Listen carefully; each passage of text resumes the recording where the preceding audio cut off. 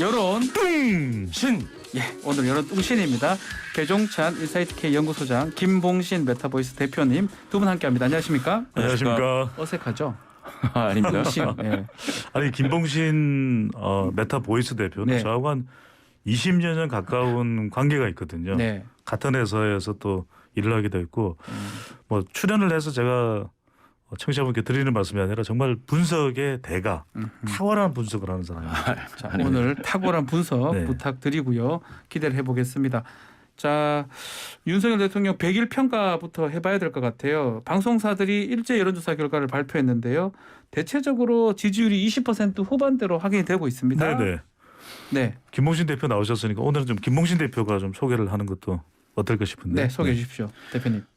예. MBC 코리아 리서치 인터내셔널 조사에서는 8월 12일, 13일입니다. 네. 예. 여기에서는 이제 잘하고 있다라는 긍정평가가 28.6, 잘못하고 있다가 66.0, 모르몽답이 5.4입니다.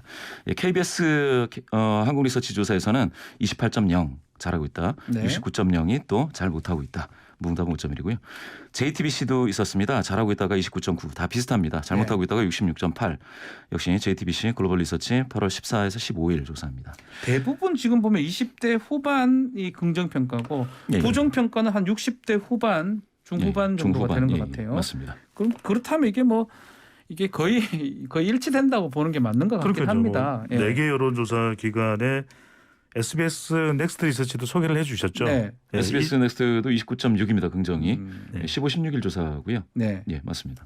오늘 소개해드리는 모든 조사는 중앙선거여론조사 심의위원회 홈페이지에 사인 가능한데요. 이 추세를 보면은 대체로 이제 김 대표나 저나 이제 데이터를 또 분석하는 사람들은 추세를 중시하거든요. 추세. 그런데 예. 20%대 초중반까지도 가는 조사에서 지금 임기 100일을 맞아서 발표되는 조사들을 보면 대체로 좀 강보합세. 그래도 큰 폭은 아니지만 위기감에 따른 뭐 결집, 또 아까 우리 방송 들어가기 전에 김 대표가 이야기했던 대로 대통령에게 최근에 가장 큰 악재는 만 5세 취향 연령 공약이었거든요. 그렇죠. 정책이었거든요. 이게 굉장히 큰 타격을 주기 직전에 박순애 전 사회부 정리금 교육부 장관이 물러난 것도 추가 하락을 좀 막아냈던 결과로 해석이 됩니다. 그게 결국은 지금 20대 아니면 초반으로 갈 게 그래도 조금 반등하는 모양새거든요. 그게 예. 박순애 장관 그 사태하고도 관계가 있다 이렇게 보시는 겁니까? 그렇죠. 예. 인적 쇄신이 가장 큰 그 국민적인 욕구인데. 욕구인데 예, 그게 예. 맞게 그게 이제 했다. 받아들여졌고 또 이제 대통령이 집중 호우에 대해서 이제 또 사과를 했고요. 네. 그 두 가지 사건이 좀 있었고, 그다음에 이제 8.15 광복절에서 생계형 범죄자들 그 사면 아하. 관련된 이제 기대감이 반영이 일부 됐을 것이다라고 생각이 들고요. 갤럽 조사 같은 경우에 이제 내일 걸 좀 봐야 되겠지만, 네. 좀 그와 같이 아까 말씀 주신 것처럼 한조 횡보, 보합세를 나타냈습니다. 그런데 이제 또 하나 의미가 있습니다. 뭐가 이 있죠? 수치가. 예.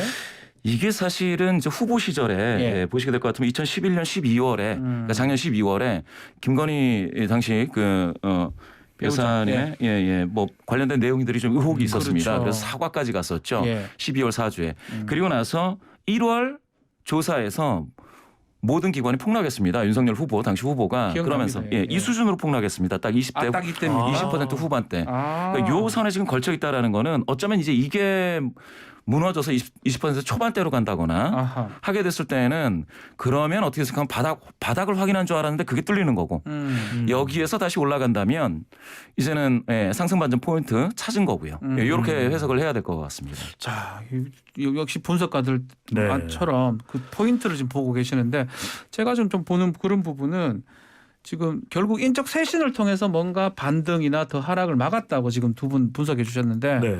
이번에 기자회견 보면 뭔가 인적 쇄신 얘기가 나올 것처럼 기대를 했던 분들이 꽤 있을 것 같은데 전면적 쇄신보다는 보강 정도 뭐 그 정도 얘기로 끝날 것 같아요. 그러니까 인적 쇄신은 아니고요. 응급 처방이라고 봐야 되겠죠. 그러면 이게 네. 더 올라가는 어떤 계기가 될 수 있을지 그건 어떻게 보십니까? 그래서 역시 분석의 신이네요. 김봉신 대표가. 김봉신이니까 신이겠죠. 결과적으로는 사람과 관련된 부분은 아주 윤석열 대통령에게는 민감하고 예민하거든요. 왜냐하면 대표적으로 지금 이준석 전 대표, 네.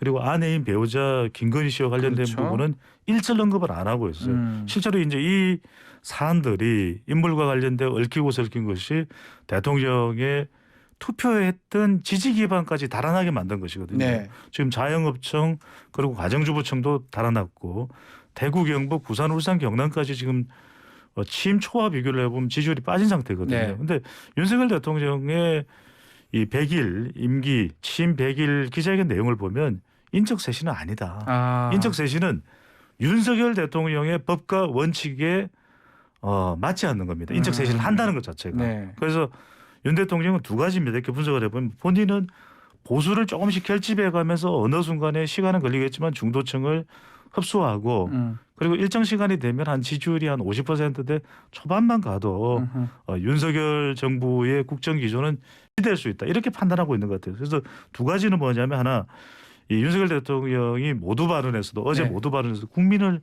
20번 이야기했거든요. 국민들은 이렇게 대통령에 대해서 비난하고 또 논란 또 의혹으로 인식을 하고 있는데 또 불구하고 그래서 저는 정책 추진 쪽으로 윤석열 대통령은 가닥을 잡을 것이다. 또 하나는 뭐냐면 국가 바로 세우기라고 하는 성격이 상당히 강하게 인식됐습니다. 왜냐하면 네. 윤석열 대통령 문재인 전 정권 잘못된 거다. 북한과의 관계 또 한일 관계에 대해서도 미래지향적으로 가겠다. 기시다 총리와의 만남에 대해서도 이 질문을 받았거든요. 네. 외신 기자들로부터 이런 부분들도 좀 더 미래지향적으로 가겠다라고 이야기를 한 것은 이 윤석열 대통령이 판단하고 있는 것은 국가 바로세기, 국바세. 지금 국민의힘 바로세기는 국바세거든요. 네. 국바세와 국바세가 좀 충돌하는 양상이 될 가능성이 높아요.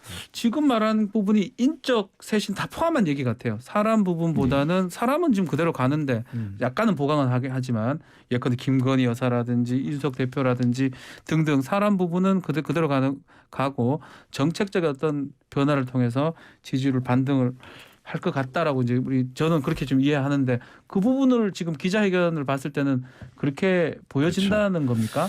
잘 나오지는 않죠. 네. 사실은 이제 인사 문제가 역대 정권들을 보면 사실은 취임 초반에 네. 이렇게 나타나기는 나타났습니다. 이제 그 부정평가의 이유로 인사 문제가 많이 나타났는데 대부분 많이 나타났던 것 같아요. 많이 나타났죠. 예. 예. 박근혜 대통령도 그 인사 문제, 인사가 잘못됐다 뭐 이런 것들이 굉장히 두텁게 잡혔거든요. 네. 두 자릿수 거의 한 3분의 1 부정평가하는 사람 중에서요. 근데 문재인 대통령 같은 경우에는 의외로 인사 문제 취임 100일 시점에서 인사 문제가 한 자릿수였습니다. 네. 별로 이렇게 두드러지지 않았죠. 그런데 이번에 다시 같은 보수 정부라고 할 수 있는 윤석열 정부에서는 지금 항상 인사 문제가 가장 위에 올라옵니다. 가장 위에 올라요. 가장 많다는 거죠. 네. 부정평가자 중에서 이게 사실은 사람을 뽑는 과정과 절차에 대해서도 이제 문제 제기를 하는 것이겠지만 사실 뽑고 나서의 실력 뭐 퍼포먼스 성과 이런 것들이 보여줘야 되는데 그런 것들이 없기 때문에 문제가 되는 것이죠. 그래서 쇄신을 해야 된다면 진짜 박순애 장관처럼 뭔가 큰 무리를 일으켰다 이러면 쇄신의 대상이 될 테지만 그게 아니라면 뭐 사람을 더 보강한다 좋은데 그러면 이제 실력과 성과가 나타나야 된다는 겁니다. 지금 이제 국민적인 어떤 그 뭡니까 정책적인 욕구 이런 걸 만족시켜 줄 수 있는 그 인사가 돼야 되는 것이죠. 그래서 지금 제가 생각했을 때는 보강을 하신다면 진짜 빨리 보강을 하셔야 될 것 같고 그게 이제 성과 있게 보여줘야 된다는 거죠. 쓰는 사람 참모로서 이야기할 수 있는 그런 리더십이 돼야 된다는 거죠. 지금 이거 연결이 있는지 모르겠습니다. 유승민 전 의원이 악마의 대변인 역할 그렇죠. 얘기를 하면서 네. 주변에 무능하고 아부마한 인사들부터 과감하게 좀 바꿔라 이렇게 조언을 했는데 네. 이게 가능할까요? 저는 쉽지 않다. 많이 힘들 것이다. 예. 왜냐하면은 가까이에 누군가를 두는 것도 중요하지만 더 중요한 것은 가까이 했었던 인물들. 그러니까 이준석 대표하고의 관계는 어떻게 되는 거? 전 대표하고의 관계는 어떻게 되는 것이죠? 또 하나는 이제 윤석열 대통령과 가까운 중진 의원들, 윤핵관이라고 하는데 윤핵관에 대해서는 상당히 이번 MBC, KBS, JTBC, SBS 조사 결과를 보면은 여론에서 상당히 부정적이거든요. 다 안 좋게 보고 있어요. 이들과 어떻게 거리를 둘 수가 있느냐. 지금 비대위의 기대감에 대해서는 비상대책위원회에 대한 기대감이 썩 높지 않은 것도 이준석 전 대표와 관련된 문제 해결이 쉽지 않을 것이다. 이렇게 보는 것이거든요. 그러니까 대표적인 게 오바마 전 대통령 때 이 악마의 대변인이 있었어요. 그가 누구냐면 훗날 시카고 시장이 되는 렘 이마누엘이거든요. 그러니까 오바마 전 대통령, 오바마라는 사람을 대통령 만들기 위해서 심지어는 대통령 임기 초반에도 이렇게 하면 안 돼요. 똑바로 해요. 깜짝이야. 예. 저보다 더 깜짝 놀라게 할 깜짝 사람은 우리 놀랐습니다. 예. 봉신 대변. 근데 이렇게 하다 보니까 악마의 대변이라는 그런 호칭을 들을 정도였어요. 그런 부분이 뭐 필요하다 이 말씀이네요. 그 사람의 의견을 오바마 전 대통령은 들었기 때문에 아하. 흡수했기 때문에 가능했던 일이지만 오바마도 그건 듣기 싫었겠죠 아마도. 싫죠. 듣기 하지만 싫지만 들어야 된다. 우리가 몸에 좋은 약은 쓴 법이잖아요. 지금 유승민 전 의원도 박근혜 전 대통령과 이 대립할 때 충돌할 때도 합리적 보수를 강조하고 박 전 대통령이 최순실을 떨쳐내야 된다 이렇게 강조했을 때도 그게 수용 안 됐거든요. 네. 그래서 저는 이건 쉽지 않다. 오히려 우리가 자꾸 인사 이야기를 하는데 인사는 윤석열 대통령이나 대통령실에서 아주 솔깃한 그런 재언은 아닐 거예요. 조언은 아닐 거예요. 결국 인사가 아니다. 윤석열 대통령은 수사로 간다. 수사로 갈 것이다. 알겠습니다. 자, 기자회견 기점으로 지지율 반등이 가능할지 두 분 어떻게 보십니까? 저는 그래도 강보합세를 다지는 계기는 될 것 그 같아요. 말씀은 강보합세라는 거는 네. 20 후반 30 초반까지는 그래도 계속 쭉 유지할 수는 있을 것이다. 그렇게 전망이 됩니다. 왜냐하면은 더 지지율이 하락하려면 중도층에서나 또는 지지 기반 내에서 TK나 PK에서 더 이탈되는 게 좀 가속화돼야 되는데 네. 그렇게 보이지는 않거든요. 분석되지도 않고 또 빅데이터를 보더라도 그동안의 하락세가 조금 둔화되는 양상. 그렇다면 큰 폭의 상승은 아니더라도 조금씩 여기서 위기감에 따른 결집. 왜냐하면 너무 지지율이 떨어지면 보수층에서도 정권 교체에 대해서 그때 환영했던 반응 자체가 상당히 이제 우려로 바뀔 수가 있습니다. 이러다가 어떻게 되는 거예요? 그냥 그런 인식들이 보수층 내에 또 영남 기반 또 60대 70대 이상 기반도 분명히 있기 때문에 네. 이미 많이 이탈을 했어요. 그래서 저는 조금 30대 초반까지도 올라갈 저지선이 만들어져 있다. 김봉신 대표도 어떻게 보십니까? 일단은 저는 이제 생계형 사면 있지 않습니까? 네, 그 그거 영향이 있기 어느 정도 때문에. 반영이 될 네. 것이냐 요게 하나가 있고요. 그 다음은 사실은 이제 추석을 앞두고 있죠. 추석이 곧 추석입니다. 예, 예. 9월 그 이제 2주 초에니까요. 남았나요? 예, 뭐 예, 2주 정도 얼마 안 남았어요. 남았는데 사실 이 민생 정국에서 지금 수해를 입은 분들에 대한 뭐 대책이라든지 이런 것들이 적극적으로 좀 나와주면 일부 그 회복이 될 수 있을 거라고 생각이 드는데요. 그렇지 않으면은 굉장히 힘들어집니다. 왜냐하면 아예 힘들어질 수도 있다 이 네, 힘들어질 수도 말씀입니까? 있죠. 왜냐하면 예전에 그 이명박 대통령 같은 경우에는 굉장히 경제가 어려웠을 때 당시에 네. 그런 조치를 취했었습니다. 명절 앞두고 그러니까 그 급여가 밀려서 못 받는 그런 중소기업이 없도록 해주겠다라고 해서 뭐 대출도 네. 풀어주고 하는 그런 뭐 일부 재정 정책을 좀 강하게 가져갔던 부분이 있는데요. 지금 이번 정부는 이제 재정 정책을 좀 그렇게 퍼주지는 않겠다라는 확장하지 이야기를 않겠다고 확장하지 밝혔어요. 않겠다. 네. 뭐 이런 이야기들 했지 않습니까? 그런 기조들은 서민들의 지금 현 상황을 좀 보면서 탄력적으로 좀 적용이 돼야 되지 않겠느냐라는 겁니다. 이번 여름에도 사실은 대통령께서는 휴가를 가셨잖아요. 그런데 휴가 갔어요. 예. 예, 가령 그 뭐 플랫폼 노동자들이든지 이런 분들은 휴가를 제때 가고 있는지에 대해서 한번 신경 써주실 뻔했는데 법했는데 그렇게 하지 않으시더라라고 좀 생각이 든다면 지지율 그 반등을 위한 모멘텀을 찾을 때에는 바로 그런 부분들을 한번 체크를 해주시는 게 어떤가 하는 생각이 듭니다. 네. 대통령실에서도 이런 우리 뉴스킹 방송 들으시면은 다양한 데이터 분석이 또 목요일 이루어지고 있거든요. 듣고 계실 것 같긴 한데요. 그러니까 당연하겠죠. 제 빅데이터 생각인가요? 분석을 네. 보면은 논란 또는 의혹, 비판.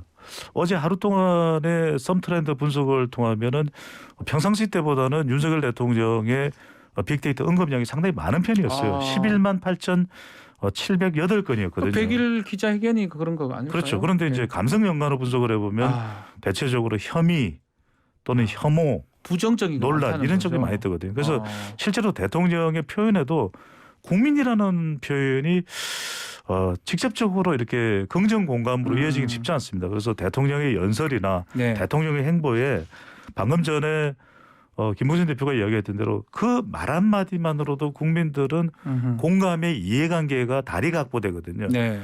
요즘에 우리 국민들 휴가는 잘 가고 있는지 휴가비는 받는지 휴가지에서의 뭐 바가지 요금 이런 건 기승을 부리지 않는지 그런 말 한마디만 해도 상당히 공감대가 형성되거든요. 그래서 대통령의 발언이나 앞으로 이제 뭐 출근길 약식 기자회견 도어스태핑 많이 할 텐데 계속 한다고 하니까 통합, 예.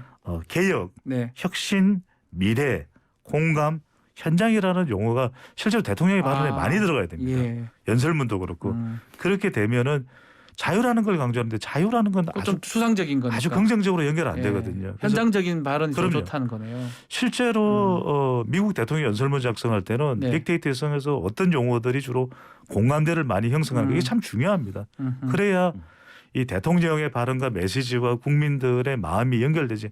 안 그러면 이게 딴 세상을 바라보는 식이 되거든요. 네. 국민들은 명왕성을 바라보고 있는데 대통령은 토성 타이탄을 바라보고 있다. 이건 안 되는 거죠. 자, 뭐 어떤 분은 그렇게 얘기하더라고요. 부사 형용사가 좀 많은 것 같다. 뭐 면밀하게. 네. 그거보다는 좀 명사가 좀 와닿는 명사가 필요한 거 아니냐. 명사나 이렇게. 동사가 중요하죠. 예, 그렇게 얘기를 하더라고요. 주어는 항상 저는 이게 들어가는 게 중요해요. 알겠습니다. 자, 두 분 기자회견 기점으로 지지율 반등 여부 한번 말씀 주셨고요. 또 JTBC 여론조사 중에 또 눈에 띄는 부분이 있어요. 가장 기억에 남는 정책 물었더니 대통령실 이전을 많은 분들이 꼽았던 것 같아요. 그 다음에 기억에 남는 게 없다라고 지금 했는데 그래서 결국 이제 국민들이 뭘 했지라고 이제 의문을 표하는 것 같아요. 예. 이 부분은 어떻게 좀 분석되고 있습니까? 근데 이 문항이 요 지금 있는 내용 있지 않습니까? 네. 29.5% 대통령실 용산 이전 네. 이게 나왔고요. 그다음에 이제 없다가 17.7%. 없다가 10.7입니다. 두 번째입니다. 예, 두 번째로 나왔고요. 탈원전 정책 폐기가 12.9%, 행안부 경찰국 신설이 11.0, 뭐 종부세 완화 등 부동산 세제 개편이 10.9, 여성가족부 폐지 뭐 추진이 8.7, 법인세 인하가 3.0, 대통령실 민정수석실 폐지가 2.0 이렇게 나오는데 이게 예. 이 문항은 이 항목들을 제시한 겁니다. 그러니까 전화면접원이 이걸 불러준 거죠. 그랬을 때에 대통령실 용산 이전을 10명 중 3명이 응답을 했다라는 겁니다. 그런데 요 문항 앞에 무슨 문항이 있냐면 어떤 거를 잘못했는 것 같으냐, 어떤 것을 잘한 것 같으냐라는 그 주관식 오픈형 문항이 있습니다. 예. 거기에서 잘한 것 같은 사람들이 대통령실 용산 이전이라고 자기가 상기해서 머릿속에 떠올라서 응답한 비율은 1%입니다. 1%밖에 안 된다고요? 네. 이게 뭐냐? 오픈 문항에서는 1%밖에 나오지 않는데 항목을 불러주니까 객관식에서는 많이 나왔다. 객관식에서는 10명 중 3명으로 나오는 거죠. 이 얘기는 뭐냐? 선택할 게 없었다라는 거예요. 이게 이제 상기도하고 인지도의 차이인데 뭐 뭐냐라고 물어봤을 때 이 정부의 잘한 거 정책 브랜드가 뭐냐라고 했을 때 생각나는 게 이게 아니었던 거죠. 그냥 다른 거 태도에 관련된 게 많았습니다. 전반적으로 잘한다가 20.8, 이유 없다, 모른다 15.3, 열심히 한다 12.1 뭐 이런 좀 태도와 관련된 거. 내가 그러니까 태도는 열심히 하려고 하는데 라는 걸 인정하는 차원에서 잘한다라고 한 것이지 이와 같이 어떤 정책으로서 얘기하는 건 거의 없었고 요건 1%에 불과했습니다. 대통령실 용산 이전. 그런데 이걸 불러주니까 이렇게 했는데 한번 이거를 보시면은 네. 대통령실이라든지 용산 이전이라든지 경찰국이라든지 여가부 폐지라든지 민정수석실 폐지 이런 것들은 사실상 일하는 환경 내지는 그 일이 조직과 관련된 아니에요. 예. 정책이 아니고 이 사람들이 일을 어떻게 할지 환경이 환경. 그렇죠. 그 환경이라든지 아니면은 조직 구성을 어떻게 할지 이런 내용이거든요. 그런데 다시 얘기해서 국민들이 필요로 하는 정책적인 어떤 요구 사항들, 필요, 니즈 여기에는 부합하지 않는다라는 것이죠. 그것과 좀 동떨어진 것들에 대해서 사람들은 지금 기억을 하고 있고 그런 거 하는 것 같더라라고 되어 있다라고 한다면 조금 뭐랄까 국민들 눈높이에 좀 맞춰줄 필요가 있지 않겠느냐 앞으로. 물론 100일이니까 아직 그렇죠. 100일이니까 뭐 네. 이 정도 물론입니다. 아직 시간은 많죠. 앞으로 우리 말씀대로라면 좀 눈에 띄는 정책으로 가는 게 맞다. 맞습니다. 이 말씀이네요. 그러니까 네. 시간이 많다라고만 안심할 수도 없는 것이 네. 사실상 지금 대통령제의 여소야대 국면에서는 임기 1년 차에 그래도 그런 이야기 참 많이 들었잖아요. 우리가 지지율이 임기 초반에 지지율이 높을 때 개혁 동력이 있다. 그렇죠. 근데 지금은 임기 초반인데 지지율이 낮아서 개혁 동력이 안 생기는 겁니다. 근데 윤석열 대통령의 임기 취임 100일 기자회견의 핵심은 뭐냐면 어떤 선거가 있었느냐. 그러니까 소득 주도 성장을 폐기했다. 네. 또 하나는 집값 안정 이야기였거든요. 마침 기자회견이 있던 직전에 이제 원희룡 국토부 장관이 뭐 250만 호 플러스 알파 이야기를 했습니다. 근데 이제 네. 핵심적인 것은 좀 교통 정리가 됐으면 좋겠어요. 빨리 첫 번째 나와야 될 것은 윤석열 정부가 어떤 정부인가 그게 좀 나와야 됩니다. 그러니까 중산층 공정 사회인지 지금 공정을 붙이기가 참 마땅치가 않거든요. 그렇죠. 인사 문제 파장이 그게 인수위 다르게- 과정에서 나왔어야 네. 되지 않나요? 그래서 네. 전 그럴 것 같으면 중산층 뭐 법치 사회를 한다든지 그런 게 좀 우선적으로 담대한 구상 이전에 나와야 되지 않을까 싶고 네. 또 하나는 이제 지금 지지율에서 가장 지지율 동맥경화를 일으키고 있는 쪽이 MZ 세대 또 MZ. 여성 중도층이거든요. 예. 그러면 이들이 좀 각인될 만한 정책이 나와야 됩니다. 청년 세대를 위해서. M여중이라고 항상 우리 그러니까 소장님 M여중이죠. 말씀하시죠. 예. 네. 그다음에 여성들을 위한 것은 뭐 우리가 이제 여성가족부 폐지도 있겠지만 다른 여성들을 위한 정책들이 분명히 있습니다. 또 하나는 이제 중도층이 과연 원하는 건 뭘까? 그러니까 중산층이 좀 많이 늘어나고 이들을 위한 지금 자칫 잘못하면 윤석열 대통령의 정책이 아니 대기업 부자만을 위한 것이냐 이렇게 인식될 가능성도 지금 감세 있거든요. 정책이 있으니까. 그러니까요. 그렇죠. 예. 그래서 정말 우리 정부는 중산층을 위한 정부다. 그런 정책이 좀 말끔하고 솔깃하게 아하. 나와야 되는 거겠죠. 자, 두 분 다 이 여론 보면서 분석을 해주고 향후 대응까지 말씀 주셨는데 하나만 더 좀 짚어보겠습니다. 김건희 여사 행보가 낮은 지지율 원인으로 아마 많은 분들이 지목을 하고 있는데 글쎄요. 제2부속실 설치라든지 특별감찰관 아직 안 되고 있고요. 지금 민주당은 국정조사 요구서를 제출한 상태입니다. 이 부분도 사실 만만치가 않을 것 같습니다. 뭐 여론조사까지 해가지고 한번 좀 얘기 좀 주십시오. 예. 김건희 여사의 역할에서 잘하고 있다가 29.6인데 예. 비슷하지 않겠습니까? 똑같아요. 대통령 예. 지지율하고 예. 거의 같이 가는 것 같아요. 그러니까 못하고 있다 61.1이고요. 어떻게 생각하면 이거는 이제 바닥을 확인했다라고 네. 보여지는데 이게 좀 이번에도 이제 봉사활동 같은 거를 보면 김정숙 여사가 이게 몰래 봉사활동을 한 반면에 김건희 여사는 또 일부 취소됐다는 이렇게 뉴스에 떴더라고요. 그래서 이번 비 관련해서 비 피해 관련해서 뭐 이렇게 되면 예. 제가 아까 그 악마의 대변인 말씀할 때도 네. 사실 이게 뭐가 다르냐면 지금 아까 소장님 말씀처럼 이게 PI가 없는 거죠. 프레젠스 아이덴티티. 다시 얘기해서 국정 기조 확정된 그 어떤 기조라든지 리더십 스타일 이게 대통령실에서 나와줘야 거기에 맞게끔 지금 말씀하시는 이제 제2부속실이라든지 그러면 영부인으로서 가시는지 어떤 여사님으로 가시는지 뭐 이런 것들이 정해지는데 이게 없는 거예요. 그러니까 악마의 대변인이 등장한다 하더라도 예. 아니 어떻게 대변해야 될지 모르는 그 기준이 없는데 이게 놈이 있어야 거기에 따라서 무엇을 대변을 하고 어떻게 하겠다가 되는 것이고 그래야 서로 기분이 나쁘지 않지 않습니까? 그냥 아무렇게나 이건 안 되는데요라고 트집 잡기식으로 대변할 수는 없는 거니 네. 지금 이것도 마찬가지거든요. 이러한 제도적인 장치를 둔다 만다라는 것들은 사실은 이번 정부의 국정 기조 그러니까 PI 어떤 정부인지 무엇을 할 것인지 이런 것들이 정립된 상황에서 조직으로 그게 발현이 되는 것이고 홍보 기조로 나올 텐데 그게 지금 없어 보여요. 이렇게 되면 계속해서 좌충우돌되는 것이죠. 아니면 임기응변식이 된다든가 그렇죠. 이렇게 되면 계속해서 언론에는 안 좋은 부분이 더 크게 나올 수밖에 없을 것 같습니다. 뭔가 기조를 두 분 다 정하고 그 기조가 확실한 상황에서 뭔가 나와줘야 된다. 이 그렇죠. 말씀이에요. 그게 이제 이 우리가 김건희 여사 행보도 기조랑 맞아 떨어지는 그런 부분이 있는 맞습니다. 겁니까? 예. 그런 게 있어야죠. 봉신 대표가 이야기를 하시니까 그게 생각나요. 우리 청자분들도 지금 출근하시면서 우리 방송 많이 들으실 텐데 이 마케팅 분석의 생선 뼈 분석, 그거 뭐죠? 그게? PC 본 분석이 있거든요. PC 본이 뭐냐면 처음 들어봅니다. 예. 굵직한 생선에 이제 쭉 가로지르는 중간 뼈가 있겠죠. 예. 그리고 나머지 이제 가시뼈가 이렇게 아하. 세부 첨가를 하는 것이거든요. 그러니까 지금 당장 그 몸통을 가로지르는 중심 축의 국정 철학이 안 나오니까 어떻게 가시를 붙여야 될지가 너무 임기응변식이 되고 있거든요. 네. 그래서 빨리 저는 이 부분을 PI를 만드는 것이 아하. 중요할 수 있다. PC 본 분석을 해서 제대로 국정 철학의 핵심 우리 쭉 이 뼈가 중심이 되는 핵심 되는 국정 철학은 뭐냐? 여기 나머지 예컨대 이제- 이 질문을 그렇죠. 제가 맞는지 모르겠습니다. 예컨대 문재인 정부 때는 뭐 소득주 성장이라든지 그렇죠. 뭐 박근혜 대통령 때 뭐 통일 뭐 아니면 그런 것들 창조 경제 뭐 그런 것들 같은 게 있어야 된다 이 말씀인가요? 그런데 이제 박근혜 정부 때의 창조 경제나 문재인 정부 때의 소득주도 경제 성장은 크게 환영받지 못했거든요. 근데 이제 이런 것보다는 저는 이제 김대중 전 대통령 때 이 국가를 통합하고 통합. 예. 또 외환 위기를 극복할 때 그때의 어떤 국정 철학 기조를 그러니까 이거는 조사가 있어야 돼요. 용역을 해서 제대로 해서 국정상황실이나 지금 시민사회 수석이나 발주 가능할 테거든요. 그런 걸 통해서 사실은 근거 자료가 있어야 되죠. 데이터로. 아니 근데 선거를 하면서 이미 있어야 되는 거 아니에요? 근데 또 집권을 이제 하려면 집권하면 또 달라지고 또 사람이 다 달라집니까? 달라지기 때문에 그래서 지금 이준석 대표와 관련된 건도 결국 우리가 해법을 보면은 윤석열 대통령이 질문을 받았지만 명확한 답은 안 하고 이른바 그렇죠, 그렇죠. 국정 운영에 많이 이 전념을 하다 보니 정치인의 발언에 하나하나 점검을 하거나 기억을 하기는 어려웠다 이런 취지로 말했지만 결국 두 가지 중에 하나일 거예요. 이준석 대표를 다시 끌어안든지 아니면 이준석 전 대표의 흔적을 말끔히 지우든지 그런데 참 쉽지가 않은 거죠. 알겠습니다. 자 민주당 이야기로 넘어가 보겠습니다. 민주당 지금 전당대회를 하고 있는데 전당대회 하는지를 잘 모르는 사람들이 많은 것 같아요. 그만큼 호응도는 좀 없는 것 네, 같은데. 8월 28일입니다. 예, 그 와중에 강훈식 의원이 사퇴를 하면서 당대표 선거는 이재명, 박용진 양자 대결 구도로 지금 됐는데 글쎄요, 뭐 판세는 좀 어떻게 보십니까? 지금 예, 김문수 대표. 네, 대표님.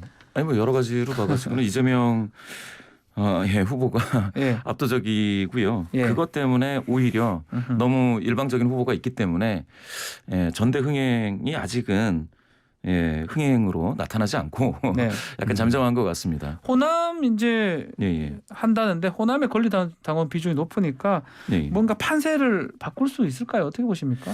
꼭 그렇게 보지 않는 게 일단은 권리당원, 이 당원하고 이제 대의원하고 있지 않습니까? 그렇죠. 좀 많이 다른데 중앙위원, 대의원, 뭐 당원 다른데요. 권리당원 같은 경우에는 사실은 최근의 경향은 뭐 국힘도 마찬가지지만 민주당도 민심이 이제 당심을 견인하는 견인력이 상당히 강하게 작용을 합니다. 민심이 앞선다는 거죠. 그렇죠. 민심에 당신은. 의해서 이제 당심이 이제 견인된다라고 보면 호남에서도 이재명 더 높다. 제가 보니까 전체 평균에서 이재명 여론조사만을 봤을 때 이재명 뭐 1등이지만 호남에서는 더 높습니다. 아하. 그리고 더불어민주당 지지자 중에서는 또 더 높습니다. 음흠. 이렇게 되기 때문에 권리당원이 호남에서 뭐 좀 다른 선택을 할 것이다라고 보여지지 않고요. 더군다나 과거 대선 때를 보더라도 대선에서 보시면은 호남 전체로 따지면은 이낙연보다 이재명이 앞섰습니다. 49.70, 그다음에 이낙연이 43.99, 박용진이 0.87에 불과했었는데 네. 그러면 이낙연 쪽에 갔던 그 권리당원이라든지 요 표들을 그 투표했던 그 표를 다 가져와야 된다라는 거지 않습니까? 네. 그만큼 이렇게 조직력을 또 리더십을 발휘할 수 있는지는 좀 의문이죠.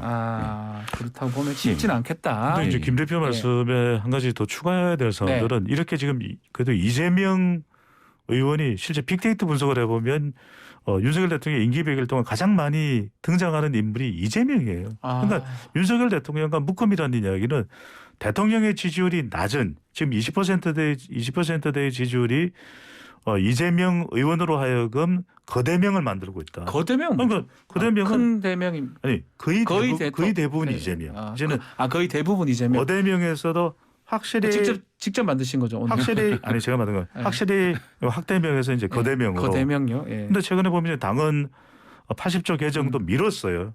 일단은 그렇게 개정 안 하겠다. 예. 이것도 이제 다른 여론을 의식하는 것이라고 볼 수 있는 거죠. 그런 힘이 안 돼서가 아니라 그 이야기는 민주당은 이제 거의 이재명의 민주당이 이재명이고 이재명이 민주당의 차원으로 가고 있다고 봐야 되죠. 자, 그 얘긴데요. 기소시 당직 정지 내용 담은 당원 80조.